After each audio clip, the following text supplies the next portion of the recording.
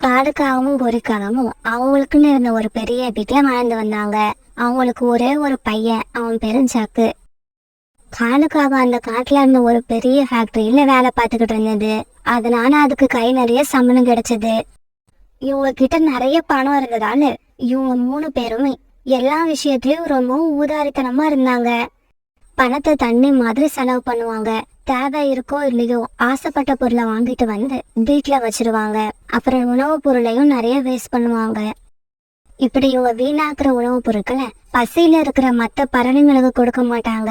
ஏன்னா இவங்களுக்கு மற்ற பறவைகளுக்கு உதவி செய்யற மனப்பான்மையே கிடையாது. அம்மா, எனக்கு பசிக்குது, ஏதாவது பழம் இருந்தா சாப்பிட கொடுங்க. இந்தா ஜக்கு, இந்த ஆப்பிளை எடுத்து சாப்பிடு. இந்த ஆப்பிள் ரொம்ப விலை அதிகம், ஆனா அதே சமயம் அதுக்கு ஏத்த மாதிரி இனிப்பா இருக்கும். இப்படி சொன்ன கோரிக்காகும் ஜக்கு கிட்ட ஒரு ஆப்பிள் கொடுத்தது. அது எவ்வளவு விலை அதிகமா இருந்தா எனக்கு என்ன? வழக்கம் போல பாதியை தான் சாப்பிடுவேன், மீதிய தூக்கி எறியதான் போறேன். நீ சாப்பிடுறியோ தூக்கி எறியறியோ அது உன் இஷ்டம். அம்மா, இந்த ஆப்பிளை எடுத்துக்கிட்டு போய் நதிக்கரையில உட்கார்ந்து சாப்பிட போறேன். இப்படி சொன்ன ஜக்கு பிறகு அந்த ஆப்பிள் எடுத்துக்கிட்டு நதிக்கரையை நோக்கி பறந்து போனான். இப்படி போன ஜக்கு நதிக்கரையில இருந்த ஒரு மரத்துல உட்கார்ந்து ஆப்பிள் சாப்பிட ஆரம்பிச்சான். இப்படி சாப்பிட ஆரம்பிச்ச ஜக்கு பாதி ஆப்பிள சாப்பிட்டு மீதி பாதி ஆப்பிள தரையில விட்டு எறிஞ்சான். அந்த சமயத்துல உணவு தேடிட்டு வந்த கொக்கு அந்த வழியா பறந்து வந்தான். கொக்கு ஜக்கி விட்டு எறிஞ்ச பாதி ஆப்பிள பார்த்துட்டு அதுகிட்ட போய் உட்கார்ந்தான். பிறகு அந்த ஆப்பிள எடுத்து சாப்பிட ஆரம்பிச்சான். இந்த ஆப்பிள் ரொம்பவும் நல்லா இருக்கு, இத சாப்பிட்டா என்னோட பசி தீர்ந்துடும். கொக்கு தான் விட்டு எறிஞ்ச ஆப்பிள் எடுத்து சாப்பிடறத பார்த்த ஜக்கு கோபத்தோட அந்த இடத்துக்கு வந்தான். இங்க பாரு கொக்கு, இந்த ஆப்பிள நான் தான் விட்டு எறிஞ்சேன், இத நீ எதுக்கு எடுத்து சாப்பிடுற? ஜக்கு, உனக்கு தேவையில்லைன்னு தானே இதை கீழே விட்டிருந்த. நான் ரொம்பவும் பசியில இருக்கேன், எனக்கு இது இப்ப தேவைப்படுது. அதெல்லாம் முடியாது, இத நீ சாப்பிடக்கூடாது. என்னோட ஆப்பிள என்கிட்ட கொடு. இப்படி சொன்ன ஜக்கு பிறகு கொக்கு கிட்ட இருந்து அந்த ஆப்பிள வலுக்கட்டாயமா பிடுங்கினான். இப்படி பிடுங்கின ஆப்பிள பிறகு அங்க ஓடிக்கிட்டு இருந்த நதியில விட்டு எறிஞ்சான். உன்ன மாதிரி ஒரு மோசமான பறவையை நான் பார்த்ததே இல்ல. நீ ரொம்ப கெட்ட எண்ணம் பிடிச்சவன். இங்க பாரு, இது என் ஆப்பிள், இத நான் சாப்பிடுவேன், கீழே விட்டு எறிவேன், அது என்னோட இஷ்டம். இப்படி சொன்ன ஜக்கு பிறகு அந்த இடத்தை விட்டு பறந்து போனான். பிறகு வீட்டுக்கு போன கொக்கு நடந்தது எல்லாத்தையும் தன்னோட அம்மா கிட்ட சொன்னான். அம்மா, உணவு பொருளை இப்படி வீணாக்குறது தப்பு இல்லையா? நாம செய்யறது தப்புன்னு ஜக்குக்கு ஏன் தெரிய மாட்டேங்குது? கொக்கு உணவு பொருளை வீணாக்குறது ரொம்ப தப்பு. தான் குழந்தைங்க இப்படிப்பட்ட தவறு செஞ்சா அம்மாவும் அப்பாவும் தான் அது தப்புன்னு சொல்லி புரிய வைக்கணும். ஆனா ஜக்குவோட அம்மா அப்பா 2 பேருமே அவனை விட மோசமானவங்க. அதனால்தான் ஜக்குவுக்கும் நாம செய்யறது தப்புன்னு இன்னும் புரியவே இல்லை. அப்படின்னா ஜக்கு கடைசி வரைக்கும் திருந்த மாட்டானா? இப்படிதான் இருப்பானா? அப்படி இல்ல குக்கு, திருந்த வேண்டிய சந்தர்ப்பம் வந்தா எல்லாரும் ஒரு நாள் கண்டிப்பா திருந்திதான் ஆகணும். அம்மா, எனக்கு புது ஷூ வேணும். நான் இனிமே இந்த பழைய ஷூவை போட்டுக்கிட்டு போக மாட்டேன். ஜக்கு, நீ இப்படி சொல்லுவன்னு தெரிஞ்சுதான் நான் நேத்தே ஒரு புது ஷூ வாங்கிக்கிட்டு வந்து வீட்டுல வச்சுட்டேன். இப்படி சொன்ன ஜக்குவோட அப்பா காலுக்காகவும் ஒரு புது ஷூ பாக்ஸ் எடுத்துட்டு வந்தது. டேய் ஜக்கு, உங்க அப்பா வாங்கிக்கிட்டு வந்திருக்க இந்த ஷூ ரொம்பவும் விலை அதிகம். இதையாவது 1 மாசம் முழுசா போடு. 1 மாசத்துக்குள்ள வேற ஷூ கேட்டுடாத. அம்மா அம்மா, இந்த பழைய ஷூவை நான் கொண்டு போய் வெளியில போட்டுட்டு வந்துடுறேன்.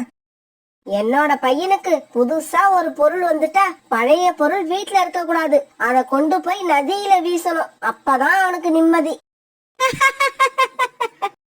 பிறகு ஜக்கா அந்த பழைய ஷூக்களை எடுத்துக்கிட்டு நதிக்கரையை நோக்கி பறந்து போனான்.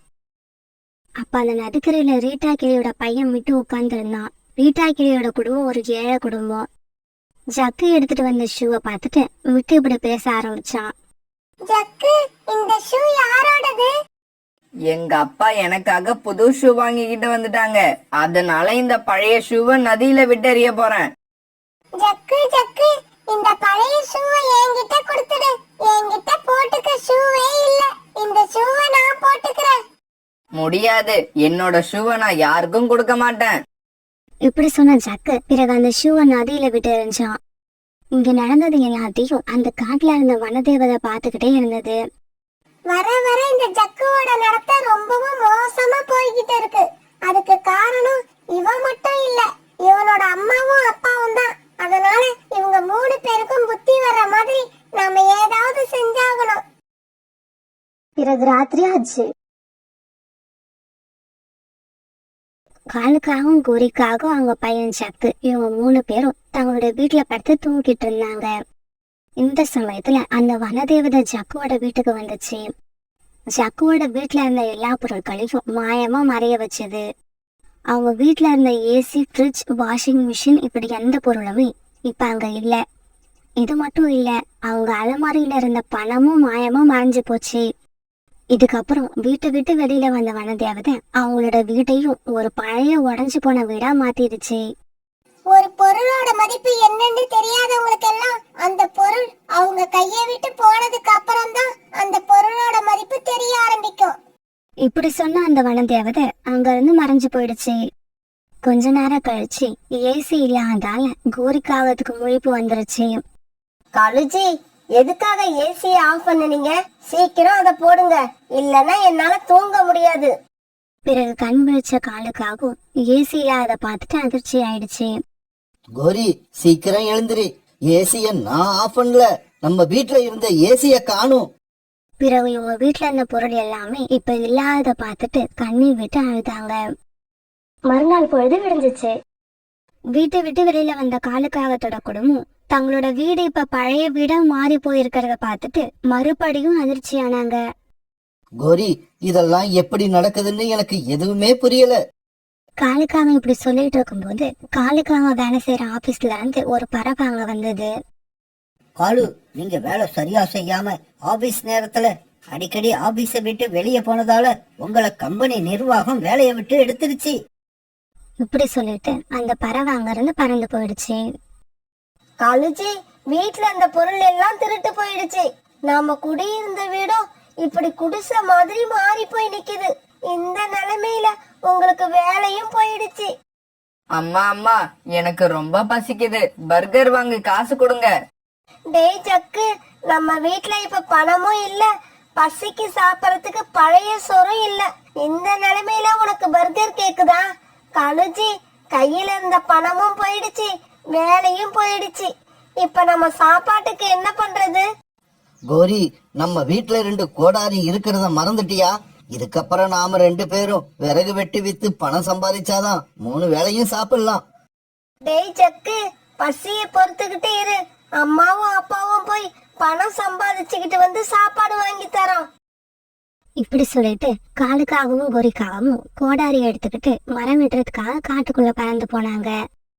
பிறகு பசிய பொறுத்துக்க முடியாத ஜக்குவும் அங்கிருந்து பறந்து போனான். இப்படி போனப்ப குக்கத்தோனோட வீட்டு வாசல்ல ஒரு சுட்ட சோளத்தை வச்சு சாப்பிட்டுட்டு இருக்கத பார்த்துட்டு உடனே அங்க போனான். குக்கு குக்கு, எனக்கு ரொம்ப பசிக்குது, தயவு செஞ்சு நீ சாப்பிடுற சோளத்துல எனக்கு பாதி கொடு. என்னது, உனக்கு சோளம் வேணுமா? இங்க பாரு ஜக்கு, இந்த சோளத்தை சாப்பிட்டு முடிச்சதுக்கு அப்புறம் நான் கீழே போடுற சக்கைய கூட உனக்கு கொடுக்க மாட்டேன். நீ கெட்ட எண்ணம் உள்ளவன், மத்தவங்களோட பசிய புரிஞ்சிக்காதவன். இங்க பாரு குக்கு, நேத்து ராத்திரி எங்க வீட்டுல இருந்த பணம் பொருள் எல்லாமே திருட போயிடுச்சு. யாரு திருடிக்கிட்டு போனாங்கன்னே தெரியல. கையில இருந்த எல்லா பொருளும் போனதுக்கு அப்புறம்தான் ஒவ்வொரு பொருளோட மதிப்பும் எனக்கு தெரியுது. பிறகு அன்னையில இருந்து காலுக்காகவும் கோரிக்காகவும் ஜக்கு இவங்க 3 பேரோட நடவடிக்கையும் அடியோட மாறிடுச்சு. காலுக்காகவும் கோரிக்காகவும் உழைச்சி சம்பாரிச்சு எடுத்துட்டு வர பணத்தை சிக்கனமா செலவு பண்ணி தங்களுடைய செலவுக்கு போக மீதி உள்ள பணத்தை சேர்த்து வைக்க ஆரம்பிச்சாங்க. ஜக்குவும் இப்போ முன்ன மாதிரி இல்ல, ரொம்ப மாறிட்டான். எந்த உணவு பொருளையும் வீணாக்குறது இல்ல. அப்புறம் பசி வந்தா நம்ம கஷ்டப்படுற மாதிரிதான் மத்த பறவைகளும் கஷ்டப்படுவாங்க அப்படிங்கறத உணர ஆரம்பிச்சான். அதனால இப்ப எல்லாம் பசியில இருக்கிற பறவைகளை பார்த்தா தான் கிட்ட இருக்கிற உணவை அவங்களுக்கும் கொடுத்துட்டு சாப்பிட ஆரம்பிச்சான். இதையெல்லாம் பார்த்துட்டு மனசு திருப்தியான அந்த வனதேவதை அவங்க கிட்ட இருந்து எடுத்த எல்லா பொருளையும் திருப்பி கொடுத்தது.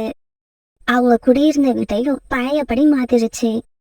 அழுஜி, என்ன இது ஆச்சரியமா இருக்கு. இதெல்லாம் எப்படி நடக்குது? நம்ம கிட்ட இருந்து போன பொருள் எல்லாமே திரும்பி வந்துடுச்சு. இதுல ஆச்சரியப்படுறதுக்கு ஒண்ணும் இல்ல கோரி. அலட்சியம், ஊதாரித்தனம், அடுத்தவங்களுக்கு உதவி செய்யாத மனப்பான்மை இதெல்லாம் நம்ம கிட்ட இருந்ததால சந்தோஷமான வாழ்க்கை நம்மளை விட்டு போயிருந்தது. இப்ப அந்த தீய குணங்கள் எல்லாம் நம்மளை விட்டு போனதால நமக்கு மறுபடியும் சந்தோஷமான வாழ்க்கை கிடைச்சிருக்கு. உணவு தேட போன ரீட்டா கிளிக்கு ஒரு சின்ன ரொட்டி துண்டு கிடைச்சது. உடனே ரீட்டா கிளி அந்த ரொட்டி துண்டை எடுத்துக்கிட்டு தன்னோட வீட்டுக்கு திரும்பி வந்துகிட்டு இருந்தது. ரீட்டா கிளி இப்படி ரொட்டி துண்டை எடுத்துட்டு போறத காலுக்காகவும் கோரிக்காகவும் பாத்துக்கிட்டே இருந்தாங்க. காலுஜி, சீக்கிரமா ரீட்டா கிளி பின்னாடியே போய் அந்த ரொட்டி துண்டை எப்படியாவது வாங்கிக்கிட்டு வாங்க. கோரி இப்படி சொன்ன உடனே காலுக்காக ரீட்டா கிளி வீட்டுக்கு போச்சு. ரீட்டா, நானும் என் மனைவியும் எதுவும் சாப்பிடாம பட்னியா இருக்கிறோம். அதனால இந்த ரொட்டி துண்டை எங்க கிட்ட கொடு. காலு, நீயும் உன் மனைவியும் உணவு தேட போகாம சோம்பேறியா வீட்லயே இருந்துகிட்டு இப்படி மத்தவங்க கிட்ட வந்து உணவு கேட்கறதுக்கு வெக்கமா இல்ல? போங்க, போய் சுயமா உணவு தேடி சாப்பிடுங்க.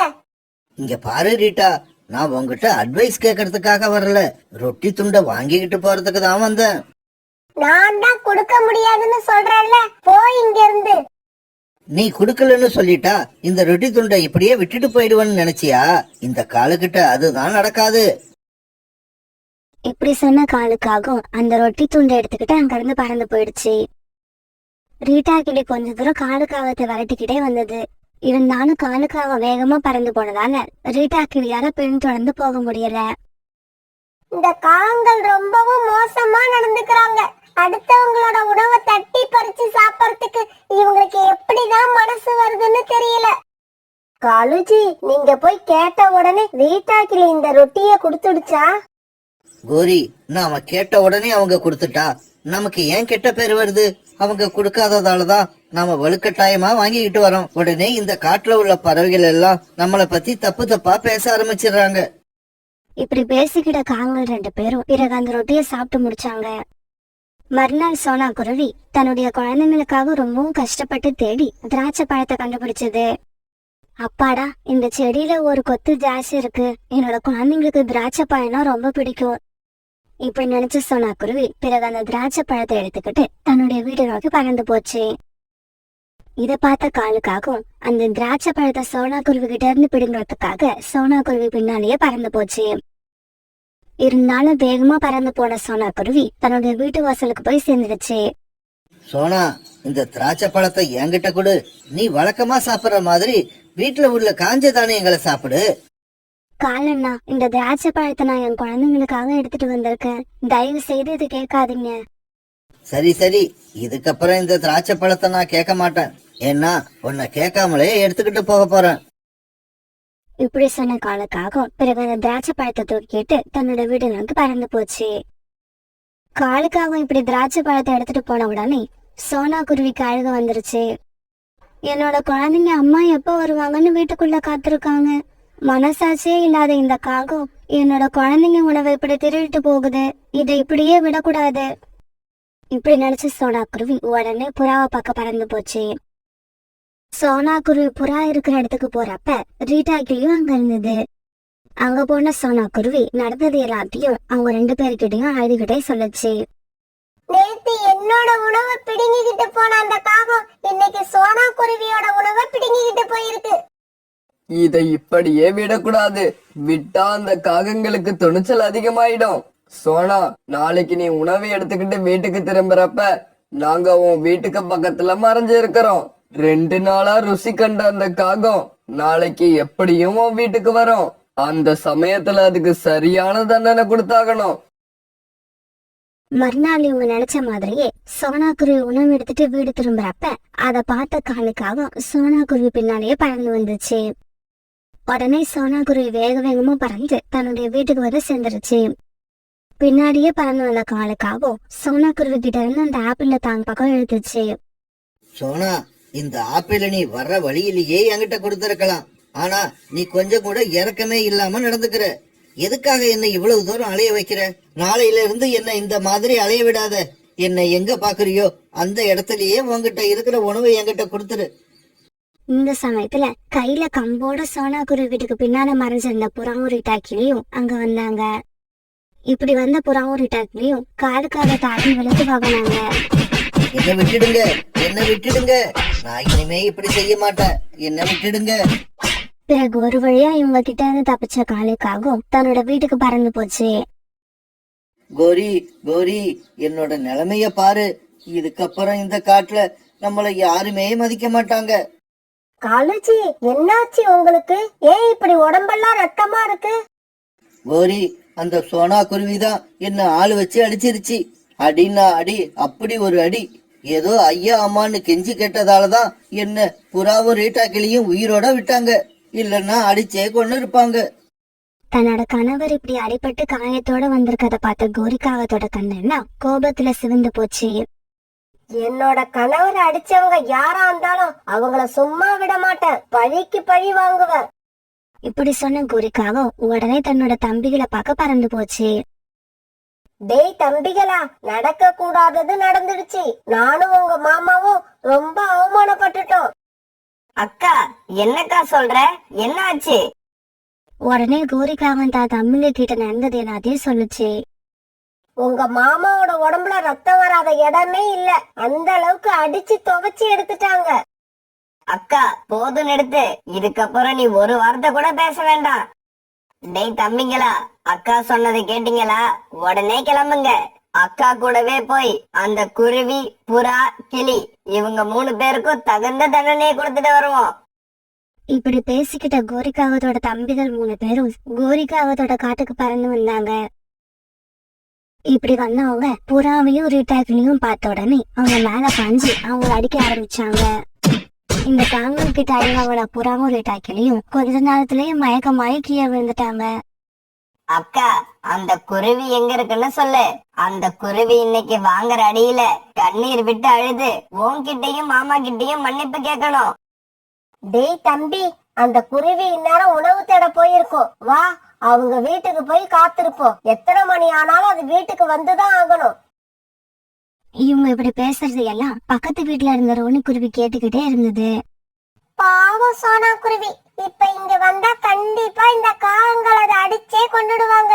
இந்த விஷயத்தை நம்ம எப்படியாவது அதுகிட்ட சொல்லி ஆகணும்.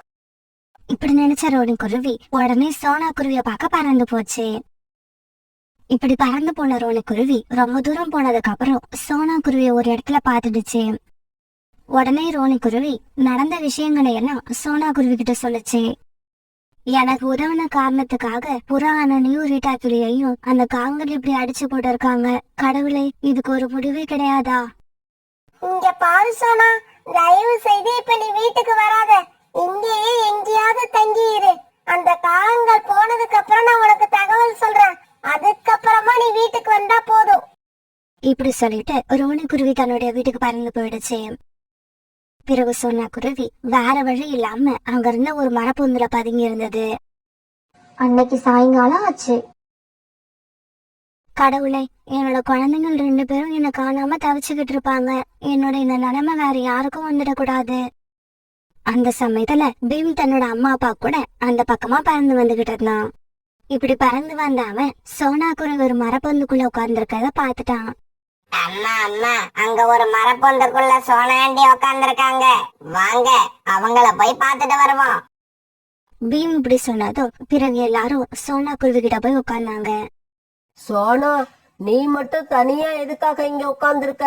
ஆமா, என்ன உன்னோட கண்ணுல இருந்து கண்ணீர் வருது? என்னாச்சு? சொல்லுங்க ஆண்டி, ஏன் வீட்டுக்கு போகாம இங்க உட்கார்ந்து இருக்கீங்க? உடனே சோனா குருவி நடந்த எல்லாத்தையும் அழுதுகிட்டே சொல்லுச்சு. அந்த காங்களை எதிர்த்து நான் எதுவுமே செய்ய மாட்டேங்கிற துணிச்சல்ல எப்பவும் என்கிட்ட வம்பு வாங்கிக்கிட்டே இருக்காங்க. சரி சரி, நீ இப்ப எங்க கூட வா. அந்த கோரிக்காகத்தையும் அதோட தம்பிகளையும் இன்னைக்கு நான் பார்த்தே ஆகணும். இப்படி சொன்ன கழகாக்கா பிறகு சோனா குருவியை போட்டுக்கிட்டு அவங்க வீடு நோக்கி பறந்து போச்சு. இந்த சமயத்துல கோரிக்காகவும் அதோட தம்பிகளும் கையில கம்போட சோனா குருவி வீட்டு வாசல்ல சோனா குருவி எதிர்பார்த்து உட்கார்ந்துருந்தாங்க. அக்கா, நாம இங்க வந்திருக்க விஷயத்தை யாரோ அந்த சோனா குருவி கிட்ட சொல்லிட்டாங்கன்னு நினைக்கிறேன். அதனாலதான் அது இவ்வளவு நேரமா வீட்டுக்கு வராம எங்கேயோ பதுங்கி இருக்கு. சோனா, நீ தைரியமா போ. அந்த காகங்கள் உன்னை என்ன செய்யறாங்கன்னு நான் பாக்குறேன். கழுகக்கா இப்படி சொன்ன உடனே சோனா குருவி தன்னுடைய வீட்டு வாசலுக்கு பறந்து போச்சு. தம்பிகளா, இதோ வந்துருச்சு பாருங்க. இதுதான் அந்த குருவி. இந்த குருவியோட மஞ்சள் கலர் ரெக்கைய சீக்கிரமா சிகப்பு கலரா மாத்துங்க. ஏய் குருவி, உனக்கு எவ்வளவு தைரியம் இருந்தா எங்க மாமாவை நீ ஆள் வச்சு அடிச்சிருப்ப. இதோ நாங்க வந்திருக்கோம். எங்களை அடிக்கிறதுக்கும் சீக்கிரமா போய் யாரையாவது அழைச்சுக்கிட்டு வா. அவங்க ஏற்கனவே வந்துட்டாங்க, இதுக்கப்புறம் போய் அழைச்சிட்டு வர வேண்டிய அவசியம் இல்ல. வந்துட்டாங்களா? எங்க இருக்காங்க? அவங்கள இங்க வர சொல்லு. ஏய், இந்த சோனா குருவிக்காக யார் இங்க வந்திருக்கிறது? தைரியம் இருந்தா எங்க எதிரில வந்து நில்லுங்க. கோரிக்காகத்தோட தம்பி இப்படி சொன்னதும் கழுகோட குடும்பம் அப்படியே அங்க வந்து உக்காந்தாங்க. கழுக பார்த்ததும் கோரிக்காக மெதுவா எஸ்கேப் ஆக பார்த்துச்சு. ஏய் கோரி, எங்கேயும் போக கூடாது. மீறி போன நீ எங்க போனாலும் தேடி வந்து அடிப்ப. இப்படி சொன்ன கழுகாக்கா பிறகு கோரிக்காகத்தோட தம்பிகள் 3 பேரையும் மாறி மாறி அரைஞ்சது. அது மட்டும் இல்ல, கழுகாக்காவோட கணவரும் தான் பங்குக்கு 4 அரை கொடுத்துச்சு. இப்படி கழுகு கிட்ட அடி வாங்கின கோரிக்காகத்தோட தம்பிகள் 3 பேரும் அங்கேயே மயங்கி விழுந்தாங்க. கழுகக்கா, தயவு செய்து என்ன ஒண்ணும் பண்ணிடாதீங்க. நான் இனிமே இந்த சோனா குருவி இருக்கிற பக்கம் வரவே மாட்டேன். கோரி, இந்த புத்தி உனக்கு ஏற்கனவே வந்திருக்கணும். என்ன பண்றது, ரொம்ப லேட்டா வந்துருச்சு. அதனால நீ செஞ்ச வேலைக்கு இப்ப நீ தண்டனை அனுபவிச்சுதான் ஆகணும். இப்படி சொன்ன கழுகாக்கா பிறகு கோரிக்காகத்து மேல பாஞ்சி அதை ஆத்திரம் தீர அடிக்க ஆரம்பிச்சது. இப்படி ரொம்ப நேரம் அடிச்சதுக்கு அப்புறம் காங்கள் 4 பேரையும் அங்க இருந்த ஒரு மரத்துல கழுகாக்கா தலைக்கையே கட்டி போட்டுச்சு. இங்க பாருங்க, உங்க 4 பேருக்கும் உயிர் வேணும்னா சோனா குருவி கிட்ட இனிமே வம்பு வச்சுக்க மாட்டோம்னு நாளைக்கு காலையில வரைக்கும் சொல்லிக்கிட்டே இருக்கணும். ஆமா, காலையில நானும் என்னோட அம்மாவும் வந்து பாப்போம். அது வரைக்கும் சொல்லிக்கிட்டு இருந்தீங்கன்னா நீங்க உயிர் தப்பிக்கலாம். இப்படி சொன்ன கழுகாக்காவோட குடும்பம் பிறகு அங்க இருந்து பறந்து போயிடுச்சு. மறுநாள் பொழுது விடிஞ்சிச்சு. நாங்க இனிமே சோனா குருவி கிட்ட வம்பு வச்சுக்க மாட்டோம். நாங்க இனிமே சோனா குருவி கிட்ட வம்பு வச்சுக்க மாட்டோம்.